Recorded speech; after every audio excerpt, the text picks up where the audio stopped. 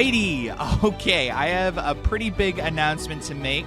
I'm going to have more information in the next 2 days. I know I keep saying that. It is a really complicated process to work out. So I just wanted to come out and make this video because we're still getting a lot of messages. And I'm going to go over everything that I currently know right now for the event, Amusement Insiders Coasters After Dark.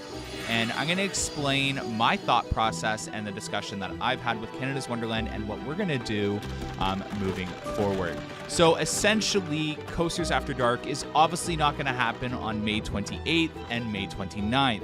Alpine Fury is currently not ready, nor will it be ready for those dates. So we're going to have to push back the event. What happens with pushing back the event is we only have until about June 19th, 8 p.m. closes, to have our nighttime LRT. As soon as the park closes at 10 p.m., we can no longer have that 2 hours of LRT, especially for a new roller coaster, because it'll have about an hour and a half to 2 hour wait, and it just becomes impossible to guarantee the event attendees the time on Alpine Fury that you guys have paid for. With that being said, we tried to shift it to the morning. Wonderland was so gracious and worked really hard to try and craft like a morning version of the event. And we switched the 2 hours at night to 2 hours in the morning and then 1 hour at night. And then after further discussion with the park, we kind of came down to the conclusion, and it makes a lot of sense, that it would just be really hard to promise you guys even that 1 hour of LRT on a 10 p.m. close night, because it's in the summer months and Alpine Fury is going to be crazy popular, and it just wouldn't work. So it was either two options: splitting the event into 2 days, both being ERTs, or we push it back to September. And at first I thought, well, that sounds kind of like, that's really far away, and I felt bad.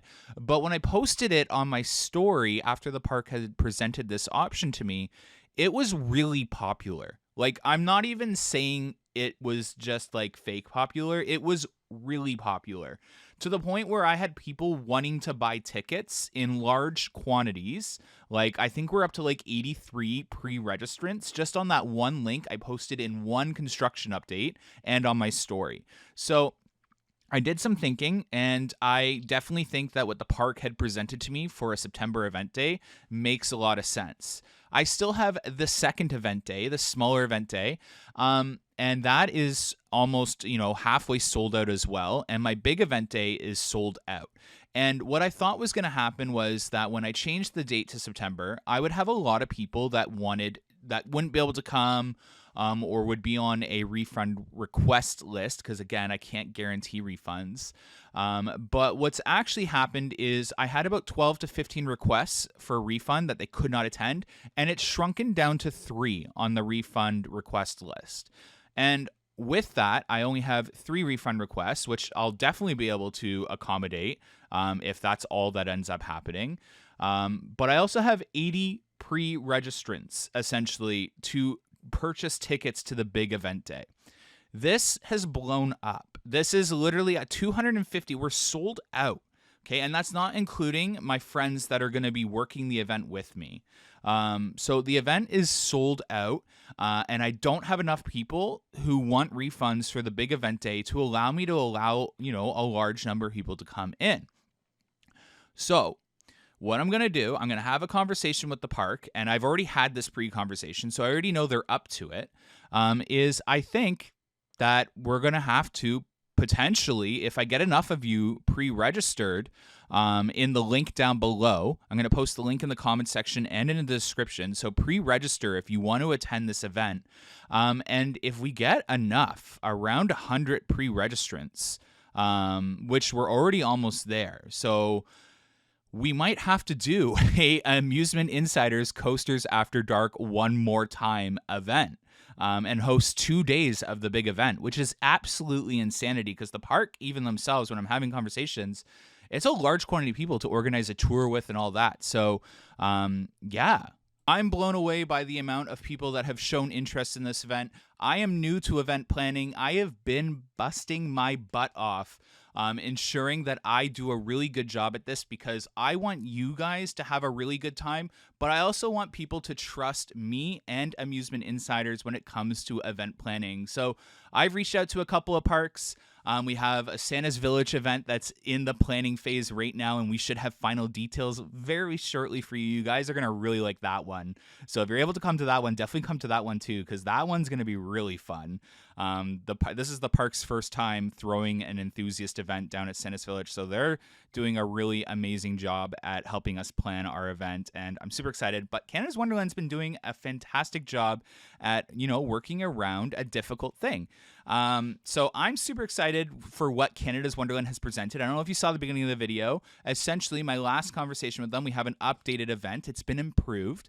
So obviously, we're not going to be able to do the Alpen Fury ERT, and I'm going to explain why, Alpen Fury Tour, and explain why that's a really good thing. So when an enthusiast group or event books a tour with the same ride that they were doing ERT on, that tour eats into the ERT sometimes. So the tour could take a little longer, especially with such a large number, and it could eat away at our 1 hour exclusive ride time on Alpen Fury, and I just know that you guys would not like that. So we've moved to kind of like midday tour of things that don't revolve around our rides that we have rented out.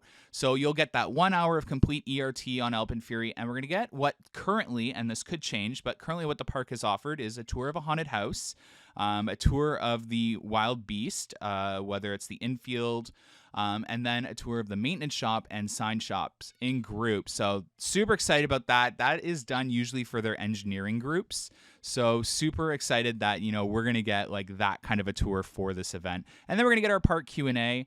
And then we're going to get our 2 hours of LRT as well on Alpen Fury and Leviathan. So the event, Coasters After Dark, doesn't change, just the tour. The tour has been upgraded, in my opinion. It's almost like winter chill out at Canada's Wonderland. So I'm super excited. I can't wait. We'll have final details. And if enough of you pre-register on the list down below, I'm going to present that to the park, and maybe we'll have to purchase a second day for you guys. And then, if maybe only 100 to 150 people register, I'll probably have volunteers from the 250 people day to switch on over, and both days will be balanced out and less people, and it's even more fun. So I'm hoping that that's what happens.